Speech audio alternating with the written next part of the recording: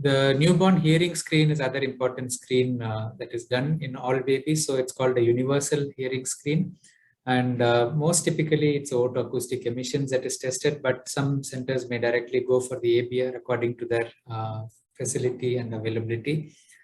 Otoacoustic emission is basically sound which is given off by the inner ear when the cochlea is stimulated by sound. So there is a headphone which is attached to the baby, and this clicking sound is emitted, and a receptor, the sensor, picks up the returning sound waves. So the sound stimulates the cochlea, there is an electrical response, and the outer hair cells vibrate.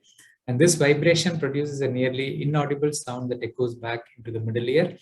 And this can be measured with a small probe. So if the hearing loss is more than 25 to 30 decibels, there is no otoacoustic emission detected.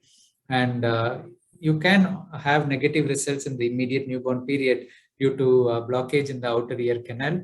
There may be presence of middle ear fluid or damage to the outer hair cells in the cochlea.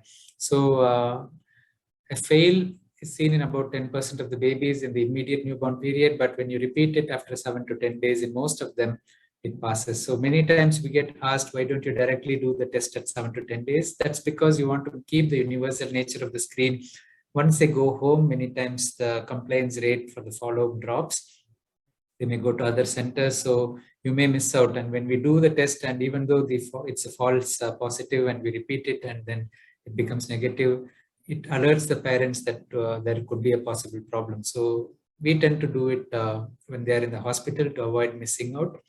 Of course, if they fail, we don't need to overly make the parents anxious, but we need to stress the importance of coming back. And the goal is to pick up any deafness which is significant before 3 months of age and start appropriate intervention with the pediatric ENT and audiology team before 6 months of age. So we do have time. In a premature baby, for example, we do it at the time of discharge. There are babies who have risk factors like family history of deafness, use of antibiotics, especially aminoglycosides for longer duration.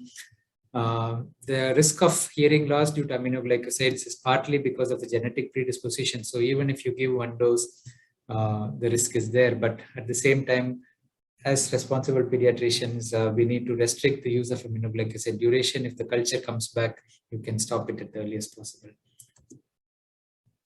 So the baby has to be calm during the otoacoustic emission. So many times audiologist prefers the baby to be sleeping, but you can do it in